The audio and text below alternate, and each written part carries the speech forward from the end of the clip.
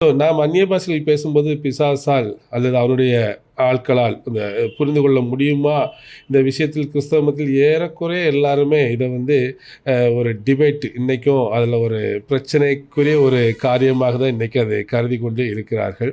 So நாம் இதை இதில வந்து நம்ம என்ன பண்ணணும்னா, ரொம்ப இத என்ன சொல்லலாம், அ ரொம்ப கவனம் செலுத்த முடியல. ஆனா ஒரே ஒரு காரியம் தெரிந்து கொள்ள வேண்டும் நாம்.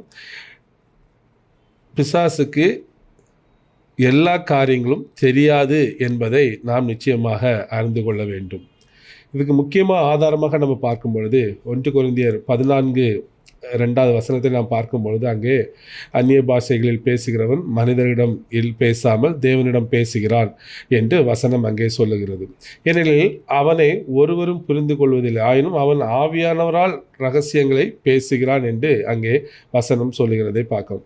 ஸோ இப்படி நாம் அந்நிய பாஷையில் ஜெபிக்கும் பொழுது நாம் தேவனிடமே டைரக்டாக அதை ஜெபிக்கிறோம். வேறு யாரும் அதை அறிந்து கொள்ள முடிவதில்லை. அது ரகசியம் என்று சொல்லப்பட்டிருக்கு. ரகசியம் என்றாலே மற்றவர்களுக்கு அது தெரியாது. அது மனிதர்களுக்காக இருந்தாலும் சரி, பிசாசுக்காக இருந்தாலும் சரி தெரியாது. ரகசியம் தேவனுக்கும் மட்டும் அது ஒரு ரகசியமான ஒரு காரியமாக இருக்கும். அப்போ பிசாசு தான் தெரியும்னா அப்போ அந்நிய பாஷை தேவையில்லை என்ற ஒரு கருத்துக்கே வந்துடலாமே. இது நம்ம பேசுகிற லாங்குவேஜ் ஆண்டவருக்கு புரியாதா என்ன அவருக்கு? அப்போ ஆண்டவர் என்ன சொல்கிறாருன்னா, இது மற்றவங்களுக்கு புரியக்கூடாது. அது மனிதர்களுக்காக இருந்தாலும் சரி, மற்றவர்களுக்கும் யாருக்கும் இது புரியக்கூடாது. தேவனிடம் டைரக்டான ஒரு ரகசியத்தை அவன் பேசுகிறதுனால் இந்த பாஷை சாத்தானுக்கு புரிவதற்கு வாய்ப்பில்லை என்று தான் நாம் கூற முடியும்.